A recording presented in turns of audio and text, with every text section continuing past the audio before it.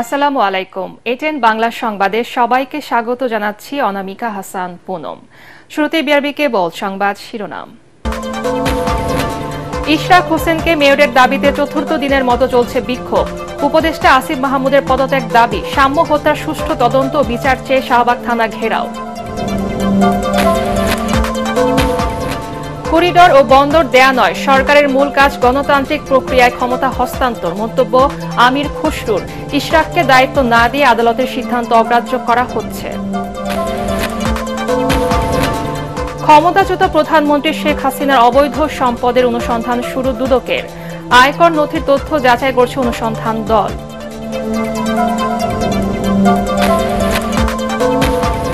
দেশের সুষ্ঠু নির্বাচন আয়োজনের পরিস্থিতি এখনও সৃষ্টি হয়নি দাবি জামাতের। মৌলিক সংস্কারের বিষয়ে রাজনৈতিক দলগুলোর ঐক্যবদ্ধ হওয়ার প্রত্যাশা আলী রিয়াজের। এবং ভারতের স্থলবন্দর দিয়ে বাংলাদেশি পোশাক সহ বিভিন্ন পণ্য প্রবেশে নিষেধাজ্ঞা। দুই দেশের ব্যবসায়ীরাই ক্ষতিগ্রস্ত হবে বলছেন বাণিজ্য উপদেষ্টা। শুনছিলেন বিআরবি কেবল সংবাদ শিরোনাম, এবারে বিস্তারিত। ইশরাক হোসেনকে দক্ষিণ সিটি কর্পোরেশনের মেয়র ঘোষণার দাবিতে গুলিস্তানে নগর ভবনের সামনে চতুর্থ দিনের মতো বিক্ষোভ সমাবেশ করছেন তার সমর্থকরা। সমাবেশ থেকে স্থানীয় সরকার উপদেষ্টা আসিফ মাহমুদ সজীব ভুঁইয়ার পদত্যাগ দাবি করেন তারা। এদিকে বিক্ষোভধরা দক্ষিণ সিটির নগর ভবনের প্রধান ফটকে তালা দিয়েছেন। এর ফলে নগর ভবনের সকল কার্যক্রম বন্ধ রয়েছে। সেবাবঞ্চিত হচ্ছেন গ্রাহকরা। তারা দ্রুত এ সমস্যার সমাধানের দাবি জানান।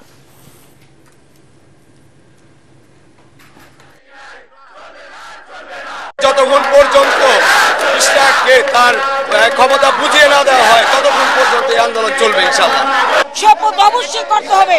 তরুণ প্রজন্মের অহংকার ইঞ্জিনিয়ার ইশরাক হোসেন, সে কে দয়া ভিক্ষায় কিন্তু আসে নাই, সে কিন্তু আইনের লড়াই দিচ্ছে।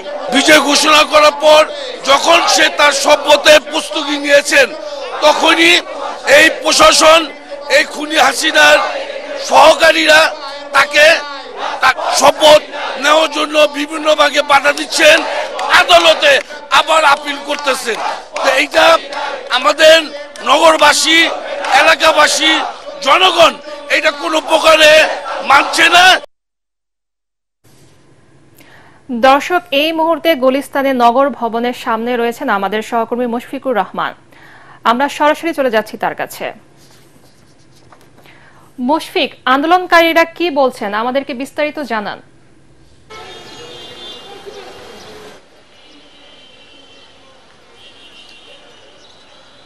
পুনম, নগর ভবন এলাকার বর্তমান পরিস্থিতি সম্পর্কে আগে বলতে চাই।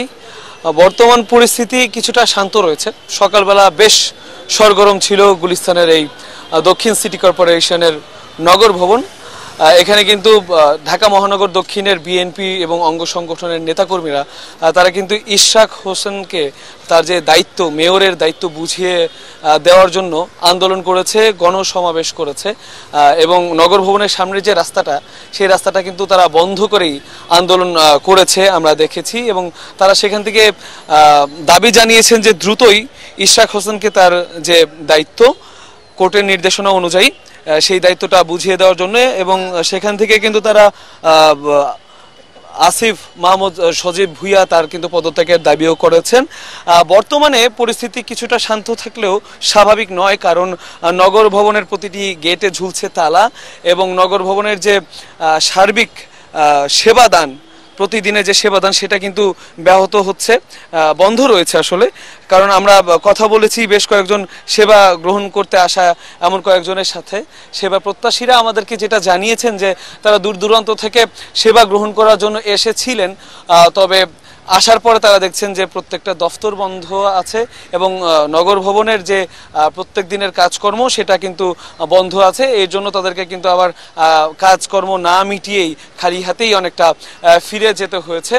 আমরা কথা বলেছি আন্দোলনরত কর্মচারীদের সাথে। নগর ভবনের কর্মচারীরাও কিন্তু আন্দোলনে রয়েছে। তারা সাফ জানিয়ে দিয়েছেন যে মেয়রের দায়িত্ব ইশরাক হোসেনকে বুঝিয়ে দেওয়ার আগ পর্যন্ত তাদের এই আন্দোলন, এই সংগ্রাম কিন্তু চলতে থাকবে এবং কার্যক্রম তারা বন্ধ করে দিয়েছেন, তাদের কাজে তারা ফিরবেন না বলে তারা কিন্তু জানিয়েছেন। যেটা জানিয়ে রাখতে চাই, গতকালকে কিন্তু আন্দোলন থেকে তারা লং মার্চ করেছিল এই নগর ভবনের সামনে থেকে এই সচিবালয়ের উদ্দেশ্যে। তবে প্রেস ক্লাবে তাদের আটকে দেওয়া হলে তারা কিন্তু এসে এই নগর ভবনের গেটগুলোতে তালা লাগিয়ে দেয়, সেই তালাটা এখনো ঝুলছে। এর ফলে সাধারণ মানুষ কিন্তু দুর্ভোগে পড়েছে এবং কর্মচারীরা, আন্দোলনকারীরা তারা কিন্তু বলছেন যে ইশরাক হোসেনকে তার প্রাপ্ত দায়িত্ব, মেয়রের দায়িত্ব বুঝিয়ে দেওয়ার আগ পর্যন্ত তাদের এই আন্দোলন সংগ্রাম কিন্তু চলতে থাকবে এবং আগামীকালকেও তারা কিন্তু কর্মসূচি ঘোষণা করেছে। তারা কিন্তু আগামীকালকেও সকাল 10টার দিকে আবারও সমবেত হবে এই নগর ভবনের সামনে।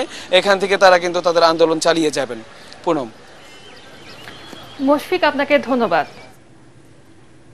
দর্শক, আমরা সরাসরি কথা বলছিলাম আমাদের সহকর্মী মুশফিকুর রহমানের সাথে। করিডোর দেয়া অন্তর্বর্তী সরকারের কাজ নয়, তাদের মূল কাজ গণতান্ত্রিক সরকারের কাছে ক্ষমতা হস্তান্তর করা হবে বলে জানিয়েছেন বিএনপি স্থায়ী কমিটির সদস্য আমির খুসরু মাহমুদ চৌধুরী। দেশের বর্তমান পরিস্থিতিতে বিএনপির অবস্থান জানাতে আয়োজিত সংবাদ সম্মেলনে তিনি বলেন, সরকারের কর্মকাণ্ডে গণতান্ত্রিক প্রক্রিয়ায় ফিরে যাওয়ার কোনো লক্ষণ দেখা যাচ্ছে না। সংস্কারের ধোঁয়া তুলে যত বিলম্ব করা হবে দেশ তত বিপদের দিকে যাবে বলে দাবি করে আমির খুসরু জানান, সদিচ্ছা থাকলে ডিসেম্বরের আগে নির্বাচন সম্ভব। এ সময় ইশরাক হোসেনকে মেয়রের দায়িত্ব বুঝিয়ে না দিয়ে সরকার কেন আদালতের সিদ্ধান্তকে অগ্রাহ্য করছে প্রশ্ন রাখেন তিনি। অন্তর্বর্তী সরকার স্বৈরাচারী শেখ হাসিনার সুরে কথা বলছে বলেও মন্তব্য করেন আমির খুসরু।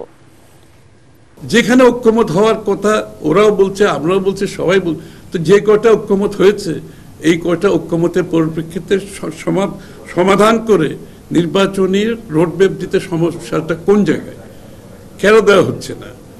সব আলোচনা হচ্ছে, চিটাগং পোর্ট দিয়ে দেওয়ার আলোচনা হচ্ছে, ওখানে করিডোর দেওয়ার আলোচনা হচ্ছে, ওদেরকে বিনিয়োগ সম্মেলন করা হচ্ছে। এটা তো তাদের কোনোটাই তাদের কাজ না।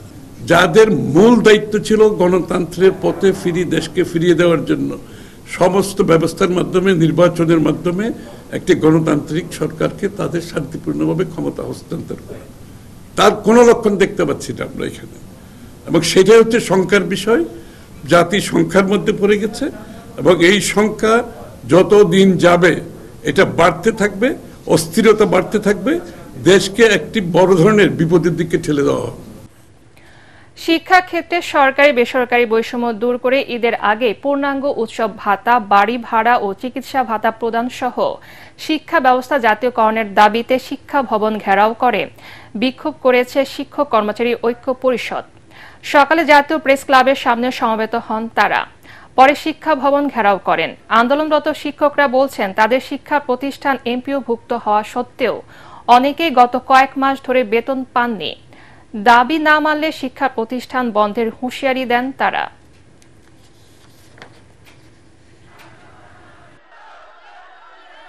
একই বই, একই সিলেবাস, একই শিক্ষা বোর্ডের অধীনে আমরা চাকরি করি, একই সময়ে আমরা পাঠদান দিয়ে থাকি।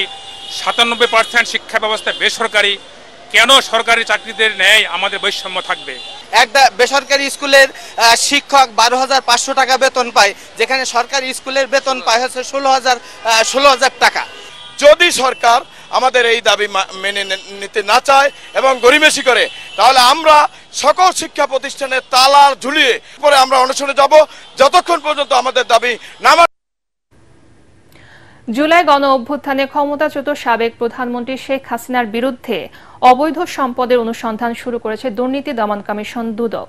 অনুসন্ধানকারী দল শেখ হাসিনা স্থাবর অস্থাবর সম্পদের হিসাব ও তার আয়কর নথির যাচাই বাছাই করে প্রকৃত তথ্য উদ্ঘাটন করবে। সম্প্রতি এ বিষয়ে সিদ্ধান্ত নেয়ার পর আজ কমিশন থেকে অনুসন্ধান টিম গঠন করা হয়। সংস্থাটির উপপরিচালক মাসুদুর রহমানকে প্রধান করে গঠিত টিমকে অনুসন্ধানের দায়িত্ব দেওয়া হয়েছে। এর আগে প্লট জালিয়াতি, বিদেশে অর্থ পাচার, প্রকল্পের অর্থ লুটপাটের একাধিক অনুসন্ধান দুদকে চলমান রয়েছে। এছাড়াও পূর্বাচলে প্লট জালিয়াতির মামলায় চার্জশিট দাখিল করলে আদালত শেখ হাসিনার বিরুদ্ধে গ্রেপ্তারি পরোয়ানা জারি করা হয়েছে।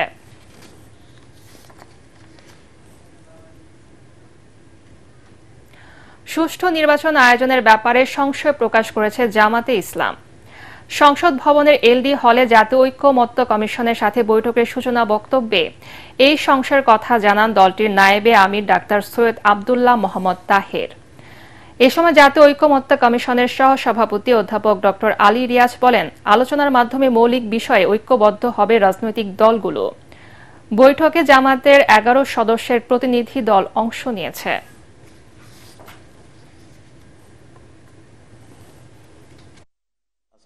যেহেতু জাতীয় ঐক্যমত্য কমিশন চেষ্টা করছে যত দ্রুততার সঙ্গে সম্ভব আমরা একটি জাতীয় সনদের দিকে অগ্রসর হতে চাই, এবং সেই জায়গায় আমরা প্রাথমিক পর্যায়ের আলোচনাগুলো আগামী 2-1 দিনের মধ্যে সমাপ্ত করতে পারলে আমরা দ্বিতীয় পর্যায়ের আলোচনাটা দ্রুততার সঙ্গে শুরু করব। এবং আমরা বিশ্বাস করি যে সমস্ত জায়গার মতো ভিন্নতা আছে, ভিন্ন মত আছে, ঐক্যমত্য তৈরি হচ্ছে না, সেগুলোর ব্যাপারেও আমরা অগ্রসর হতে পারব। যে কোনো একজন ব্যক্তি প্রধানমন্ত্রী এবং সেই দলের প্রধান থাকতে পারবেন না।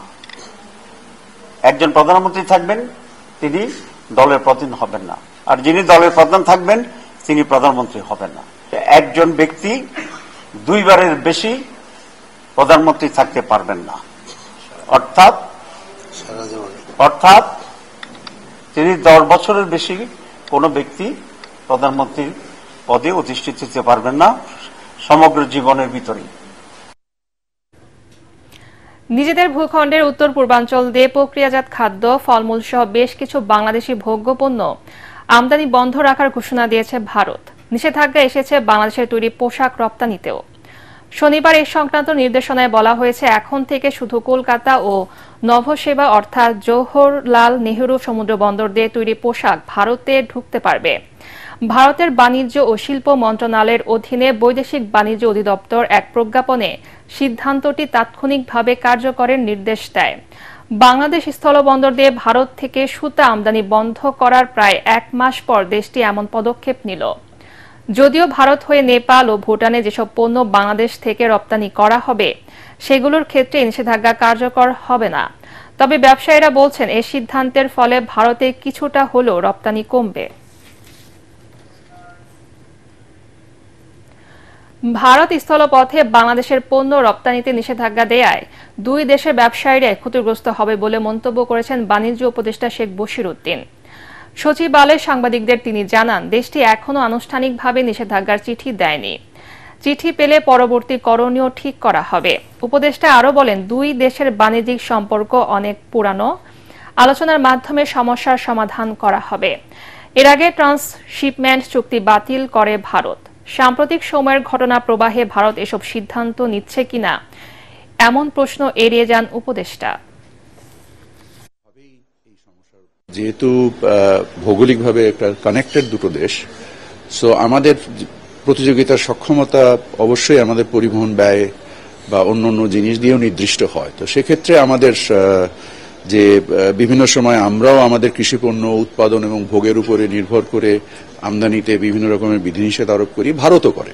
সো এটা একটা চলমান প্রক্রিয়া, এটা একটা বাণিজ্য ব্যবস্থাপনার একটা প্রক্রিয়া, এবং এই বাণিজ্য ব্যবস্থাপনার প্রক্রিয়াতে আমরা কাজ করছি, এবং আমরা আশা করি যে যদি এই বিষয়ে কোনো সমস্যা তৈরি হয় আমরা উভয় পক্ষ আলোচনার মাধ্যমে এটার একটা উপযুক্ত পরিণতিতে আনতে পারব।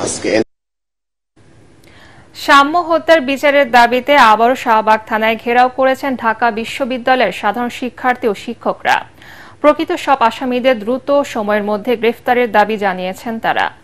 এ সময় রমনা জোনের এডিসি মীর আসাদুজ্জামান জানান, প্রকৃত অপরাধীদেরকেই গ্রেফতার করা হয়েছে, বাকিদের আটকেও কাজ চলছে। এর আগে রাজু ভাস্কর্যের পাদদেশে বিক্ষোভ সমাবেশে ঢাকা বিশ্ববিদ্যালয়ের উপাচার্য অধ্যাপক নিয়াজ আহমদ খান জানান, সমস্ত রাজনৈতিক দলাদলির ঊর্ধ্বে উঠে ন্যায় বিচারের স্বার্থে ঐক্যবদ্ধ প্রচেষ্টা চলছে। রিপোর্ট আদ্দিন সজীবের। ঢাকা বিশ্ববিদ্যালয়ের ছাত্র শাহরিয়ার আলম সাম্য হত্যার 5ম দিনেও বিচারের দাবিতে উত্তাল ক্যাম্পাস। বিক্ষোভ করছেন তার সহপাঠী শিক্ষকরা। পুলিশের দায়িত্বহীনতার অভিযোগ এনে শাহবাগ থানা ঘেরাও করেন তারা। পূর্বঘোষিত 48 ঘন্টার আলটিমেটাম অনুযায়ী রাজু ভাস্কর্য থেকে মিছিল নিয়ে থানার সামনে অবস্থান নেন শিক্ষার্থী ও শিক্ষকরা। এরপর শিক্ষক ও শিক্ষার্থীদের একটি প্রতিনিধি দল পুলিশের ঊর্ধ্বতন কর্মকর্তার সাথে তদন্তের অগ্রগতি জানতে চান। আমাদের যে দুজন প্রত্যক্ষদর্শী আছে তাদেরকে অ্যাটলিস্ট আসামিদেরকে চিহ্নিত করতে বা নিশ্চিত করতে কাজে লাগানো বা তাদের ইয়ে নেওয়া, এটাতে ওরা একটু আশ্বস্ত হবে, তাহলে ওরা মানে আশ্বস্ত হবে যে হ্যাঁ আমরা এদেরকেই দেখেছি মারামারির সময় এবং এরাই সেই। এটা রিয়েল প্রকৃত যে ঘটনাটা সেটার আলোকেই আমরা ব্যবস্থা নেব আইনগত, আইনের বাইরে যে কথাই বলুক না কেন তার বাইরে যাওয়ার কোনো সুযোগ নেই, আমরা যাব না। আমাদের উপরে কোনো প্রেশার নাই, কোনো প্রভাব নাই, কোনো কিছু নেই। এই ঘটনায় নিরপরাধ কেউ নন, প্রকৃত অপরাধীদের গ্রেফতার করতে জোরালো দাবি জানান তারা। রিমান্ড মঞ্জুর করা হয়েছে 6 দিনের, সেটা আজকে থেকে শুরু হয়েছে এবং 6 দিনের মধ্যে এই রিমান্ডের থেকে অনেক তথ্য বের হয়ে আসবে। এর আগে এই হত্যাকাণ্ডে জড়িতদের আটক এবং বিচারের দাবিতে রাজু ভাস্কর্যের পাদদেশে প্রতিবাদ করেন শিক্ষার্থী ও শিক্ষকরা। সমস্ত রাজনৈতিক দলাদলের ঊর্ধ্বে উঠে এটি ন্যায় বিচারের স্বার্থে আমাদের ঐক্যবদ্ধ সংহতি প্রয়োজন। দৃশ্যমান ভূমিকা রাখতে স্বরাষ্ট্র মন্ত্রণালয় সহ সংশ্লিষ্ট সবার প্রতি আহ্বান জানান তারা। আদিন সজীব, এটিএন বাংলা, ঢাকা। বরগুনায় সরকারি নিষেধাজ্ঞা অমান্য করে জেলার বিষখালী, বলেশ্বর ও পায়রা নদীতে ছোট ফাঁস জাল ব্যবহার করে অবাধে চলছে মাছ শিকার। এতে মাছের স্বাভাবিক প্রজনন, বংশ বিস্তার ও বৃদ্ধি ব্যাহত হচ্ছে। মৎস্য সম্পদ রক্ষায় কার্যকর পদক্ষেপ নেয়ার দাবি এলাকাবাসীর। বরগুনা থেকে মোস্তফা কাদেরের প্রতিবেদন, জানাচ্ছেন জাহিদুল আলম। মৎস্য আইনে মাছের পোনা সংরক্ষণে 4.25 ইঞ্চির কম ফাঁস জাল ব্যবহার দণ্ডনীয় অপরাধ, কিন্তু আইনের তোয়াক্কা না করে 0.5 ইঞ্চির কম থেকে 1.25 ইঞ্চির এসব নিষিদ্ধ বাঁধা জাল, ঘোপ জাল, বেহুন্দি জাল ও কারেন্ট জালে নির্বিচারে ইলিশের পোনা ধরছেন বরগুনার জেলেরা। সরকারি নিষেধাজ্ঞা অমান্য করে জেলার 3টি নদীতে অসাধু জেলেরা অবৈধ জাল দিয়ে মারছেন কোটি টাকার ইলিশ সহ বিভিন্ন প্রজাতির মাছের পোনা। ইলিশের এই পোনাকে এলাকার হাট বাজারে চাপিলা মাছ বলে বিক্রি করছেন বিক্রেতারা। এছাড়া এই ইলিশের পোনা পরবর্তীতে শুটকি বানিয়ে বিক্রি করা হয়। বর্তমানে যে পরিমাণে পোনা নিধন হচ্ছে তাতে আগামী মৌসুমে ইলিশ মাছ আহরণে চরম সংকট দেখা দেবে বলে শঙ্কা দেখা দিয়েছে। কারেন্ট জাল, বেন্দি জাল, গড়া জাল, এই যে মাছগুলো ছোট ছোট মাছগুলো যে মাঝিয়ে ফেলায়, আমরা 65 দিন বাদে আমরা ধমকি পাবলিক আমতলি, তালতলি, তারপরে সহিনা, নিদ্রা, পাথরঘাটায় তারা অবৈধভাবে ঝাটকা মাছ ধরতেছে। জাইলারা তো যে লকডাউনে অনেক জাইলারা বসে রয়েছে, কেউ কারেন্ট জাল দিয়ে মাছ ধরতেছে, তো এই অবরোধের লাভ হয়েছে কি? ছোট পোনা মাছ যারা মারে কারেন্ট জালে, যারা শিকার করে, আসলে তাদেরকে আইনত ব্যবস্থা নেওয়া উচিত। তবে মৎস্য সম্পদ রক্ষায় কার্যকর পদক্ষেপ নেয়ার আশ্বাস দিয়েছেন জেলা মৎস্য কর্মকর্তা। যে তথ্যগুলো দিলেন এটা আমার অজানা, আমি আজকেই ব্যবস্থা নেব এবং আমাদের এখানে আইনের বাইরে কোনো কাজ করার সুযোগ নেই। মাছের প্রজনন বৃদ্ধি ও মৎস্য সম্পদ রক্ষায় প্রশাসনের নজরদারির মাধ্যমে নিষিদ্ধ জাল বন্ধ করার দাবি স্থানীয়দের। Bureau report, ATN Bangla. নির্মাণের 2 বছর ধরে বন্ধ কুমিল্লার ময়নামতি রেল স্টেশন। নান্দনিক নকশা আর আধুনিক মানের স্টেশনে যাত্রীদের সেবায় সব আয়োজন থাকলেও থামে না ট্রেন, মিলছে না যাত্রী সেবা। এ সুযোগে চুরি হচ্ছে স্টেশনের যন্ত্রাংশ, অযত্নে নষ্ট হচ্ছে আসবাবপত্র, আর রাতে পরিণত হয় অপরাধীদের স্বর্গরাজ্যে। কুমিল্লা প্রতিনিধি খায়রুল আহসান মানিকের রিপোর্ট, জানাচ্ছেন আসিফুর রহমান সাগর। 2023 সালে ময়নামতি রেলওয়ে স্টেশনের কাজ শেষ হলেও বন্ধই পড়ে রয়েছে। 2 বছর ধরেই এখানে কোনো ট্রেন থামে না। দেখভালের অভাবে নষ্ট হচ্ছে মূল্যবান যন্ত্রপাতি ও আসবাবপত্র। স্টেশনের প্ল্যাটফর্মে চলছে ধান মাড়াইয়ের কাজ। স্থানীয়দের কাছে হয়ে উঠেছে বিনোদন কেন্দ্র, আর রাতে স্টেশনটি চলে যায় বখাটেদের দখলে, পরিণত হয় অপরাধের স্বর্গরাজ্যে। এখানে যদি ট্রেন থামতো তাহলে অনেক মানুষের বিভিন্ন সুবিধা হইতো, এখানে সবাই আসতে পারতো বা যাতায়াতটা খুব ভালোই হইতো। এখানে ট্রেন থামলে দেখা যাচ্ছে আশেপাশের মানুষ এদিকে দাঁড়াতে পারে না, অনেক দূর যাইতে হয়। এখানকার মানুষরা কিন্তু এখানেই দাঁড়াতে পারত। এটা বন্ধ থাকার কারণে এটার অলরেডি লাখ লাখ টাকার অনেক যন্ত্রাংশ অলরেডি চুরি হয়ে গেছে। এই যে আপনারা দেখেন ওইদিকে ধান শুকাইতেছে মানুষ, এদিকে পোলাপানে রাত হলে এই নেশা মাদক এগুলা নিয়ে ব্যস্ত থাকে। স্টেশনটি চালু হলে স্থানীয় যাত্রীরা যেমন উপকৃত হবেন, তেমনি রাজস্ব আয় বাড়বে সরকারের। এখানে যদি ট্রেন প্রতিনিধিত্ব থামতো, এদিকে আমাদের অনেক যাত্রীরা, কুমিল্লা সিটির অনেক যাত্রীরা সুবিধা হতো। এখানে যদি আমাদের ট্রেন যদি থামতো তাহলে আমাদের সরকারের জন্য অনেকটা উপকার হতো, আর মানুষের জন্য আরো বেশি উপকার হতো। রেল কর্মকর্তারা বলছেন জনবল সংকটের কারণেই চালু হচ্ছে না স্টেশনটি। আসলে লোকবল সংকটের জন্য তো লোকবল দিতে পারতেছে না, দেখে হয়তো চুরিটা বেড়ে গেছে আর কি। এই জন্য তো আসলে লোকবল যদি না দেওয়া হয় আসলে এগুলো ঠেকানো আসলে খুবই দুরূহ ব্যাপার। তো ঊর্ধ্বতন কর্তৃপক্ষের আসলে চূড়ান্ত সিদ্ধান্ত। আর লোকবল সংকট আছে বর্তমানে, এগুলো সংকট থাকাতে বিশেষ করে স্টেশনগুলো বন্ধ। ময়নামতি স্টেশনটি দ্রুত চালুর দাবি এলাকাবাসীর। Bureau report, ATN Bangla. এবারে আল আরাফা ইসলামী ব্যাংক অর্থ সংবাদ।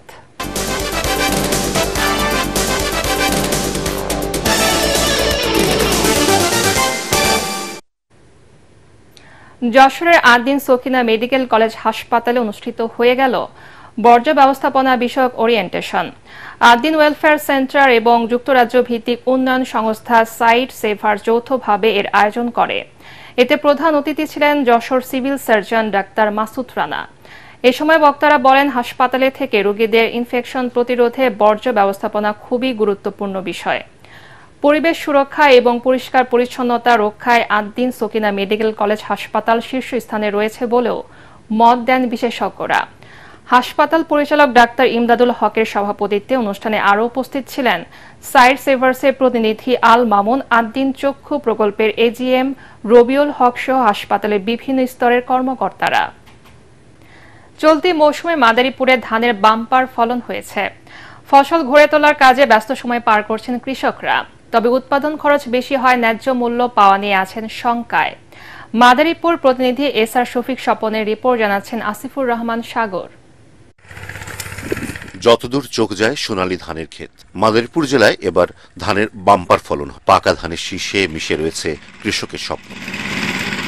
এবছর জেলায় ৩৩,৭৭০ হেক্টর জমিতে ধান আবাদের লক্ষ্যমাত্রা নির্ধারণ করা হলেও ৩২,৭৮০ হেক্টর জমিতে ধান চাষ হয়েছে। আবহাওয়া অনুকূলে থাকায় এবার ফলনও হয়েছে ভালো। ঠিকমতো ফসল ঘরে তুলতে পারলে মাদারীপুরে এবার ১,৪৫,৯২১ মেট্রিক টন চাল উৎপাদনের আশা কৃষি বিভাগের। ধানের উৎপাদন স্বাভাবিক রাখতে এবছর ২২,০০০ কৃষককে প্রণোদনা দেওয়া হয়েছে বলে জানায় স্থানীয় কৃষি বিভাগ। ১০,০০০ কৃষককে 2 কেজি করে উচ্চ ফলনশীল ধান বীজ আর ১২,০০০ কৃষককে 5 কেজি করে বোরো ধান বীজ, 10 কেজি ডিএপি ও 10 কেজি এমওপি সার দেওয়া হয়। এ মৌসুমে সার, বীজ, কীটনাশক ও ডিজেল সহ সবকিছু সহজে মিলেও দাম বেশি হয়, উৎপাদন খরচ বেড়েছে বলে জানিয়েছেন কৃষকরা। ফলন দেখে খুশি তারা। ধান এখানে ভালো হয়, কিন্তু এখানে চুন সারের দাম যদি একটু কম হয়, কীটনাশকের দাম যদি একটু কম হয়, তাহলে আমাদের অনেকটা সুবিধা হয়। যে খরচ করে যে লাগাইছি খরচের টাকা আমার আসবে না, লোকসান দেবে আমার। কৃষি অফিসে গেছি আর আইয়া দেখে নাই, আমার ধানের ফলন এবার লস। আর ধানের দাম যদি না বাড়ে তাহলে কৃষকেও লাভজনক হইতে পারবো না। স্থানীয় কৃষি বিভাগ বলছে উচ্চ ফলনশীল ধান চাষ করায় ফলন ভালো, তবে অতিরিক্ত দাবদাহে ধানের শীষ নষ্ট হলেও তাতে ক্ষতি হয়নি কৃষকের। বড় ধান যেটা মাঠে ছিল সেটা কৃষকরা আসলে কাটতে শুরু করেছে এবং বলা যায় যে এখন অব্দি আমাদের প্রায় 80% প্রায় শতকরা 80% জমির ধান কিন্তু কাটা হয়ে গেছে এবং আমাদের যে লক্ষ্যমাত্রা ছিল সেই লক্ষ্যমাত্রা আমরা মনে হয় এবার অর্জিত হয়েছে যথাযথভাবেই। ভালো ফলনের পরে ধানের ন্যায্য দামের প্রতীক্ষায় মাদারীপুরের কৃষকরা। Bureau report, ATN Bangla. এবার খেলার খবর।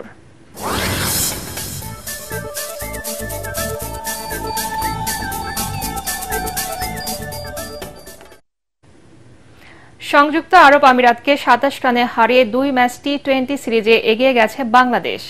শারজায় পারভেজ হোসেন ইমনের রেকর্ড গড়া সেঞ্চুরিতে 7 উইকেটে 191 রান তোলে টাইগাররা। জবাবে 164 রানে অল আউট হয় স্বাগতিক দল। রিপোর্ট করছেন এসএম আশরাফ। স্বস্তির জয়, সেঞ্চুরিয়ান পারভেজ হোসেনের ঠোঁটে হাসি। বাংলাদেশ মাঠ ছাড়ছে মাথা উঁচু করে। অথচ আরব আমিরাতের ব্যাটিংয়ের বেশিরভাগ সময় সফরকারীদের নাভিশ্বাস উঠে গিয়েছিল। শেষ 30 বলে স্বাগতিকদের প্রয়োজন 53 রান, হাতে 5 উইকেট। এমন সমীকরণে তখন এগিয়ে সংযুক্ত আরব আমিরাত। তা হতে দেননি হাসান মাহমুদ, মুস্তাফিজুর রহমানরা। 16তম আর 17তম ওভারে দুই ব্যাটারকে ফিরিয়ে চাপ তৈরি করেন তারা। পরের ওভারে আবারও হাসানের আঘাত। 21 বলে 42 রান তোলা বিপজ্জনক আসিফ খানের আউটে টাইগারদের জয় প্রায় নিশ্চিত হয়ে যায়। আর শেষ ওভারে 2 উইকেট তুলে নিয়ে শেষ কাজটা সারেন মেহেদী হাসান। এর আগে বাংলাদেশের ইনিংসের পুরোটা জুড়েই ছিল পারভেজ হোসেন ইমনের তাণ্ডব। বাউন্ডারি থেকেই আসে 74 রান, যা বাংলাদেশিদের মধ্যে সর্বোচ্চ। ছক্কা 9টি। এর আগে এত ওভার বাউন্ডারি কোনো বাংলাদেশি হাঁকাতে পারেনি। বিধ্বংসী ব্যাটিংয়ে দ্বিতীয় টাইগার ব্যাটার হিসেবে আন্তর্জাতিক টি-20তে তুলে নেন সেঞ্চুরি মাত্র 53 বলে, যা দেশের মধ্যে দ্রুততম। আগের শতকটি ছিল 2016 টি-20 বিশ্বকাপে ওমানের বিপক্ষে তামিম ইকবালের 60 বলে। শেষ পর্যন্ত ইমনের এই উৎসব বৃথা যায়নি। মান বাঁচান বোলাররা। সোমবার দ্বিতীয় টি-20তে মুখোমুখি হবে দুদল। S M Ashraf, ATN Bangla. Manchester সিটিকে 1-0 গোলে হারিয়ে এফএ কাপের শিরোপা জিতেছে ক্রিস্টাল প্যালেস। ওলেমলিতে ম্যাচের শুরুতে এগিয়ে যাওয়ার সুযোগ পায় পেপ গার্দিওলার দল, কিন্তু তা কাজে লাগাতে পারেননি আর্লিং হল্যান্ড। উল্টো খেলার ধারা বিপরীতে 16 মিনিটে পাল্টা আক্রমণ থেকে প্যালেসকে এগিয়ে নেন এজে। 36 মিনিটে ওমর মার্মুশ পেনাল্টি থেকে গোল করতে ব্যর্থ হলে হতাশ হতে হয় ম্যান সিটিকে। এরপর তাদের একের পর এক আক্রমণ মুখ থুবড়ে পড়ে ক্রিস্টাল প্যালেসের গোলরক্ষক হেন্ডারসনের সামনে। তাতে প্রথমবারের মতো বড় কোনো শিরোপা জয়ের উৎসবে মাতে প্যালেস।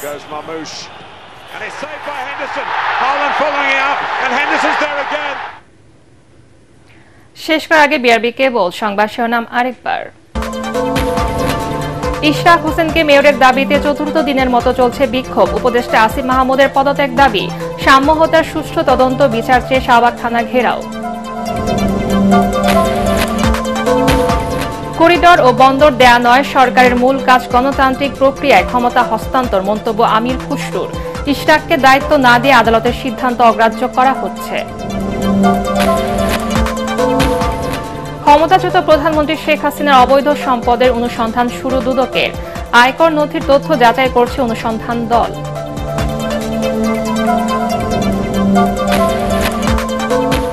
দেশে সুষ্ঠু নির্বাচন আয়োজনের পরিস্থিতি এখনো সৃষ্টি হয়নি, দাবি জামাতের। মৌলিক সংস্কারের বিষয়ে রাজনৈতিক দলগুলোর ঐক্যবদ্ধ হওয়ার প্রত্যাশা আলী রিয়াজের। এবং ভারতের স্থল বন্দর দিয়ে বাংলাদেশি পোশাক সহ বিভিন্ন পণ্য প্রবেশের নিষেধাজ্ঞা। দুই দেশের ব্যবসায়ীরা ক্ষতিগ্রস্ত হবে বলছেন বাণিজ্য উপদেষ্টা।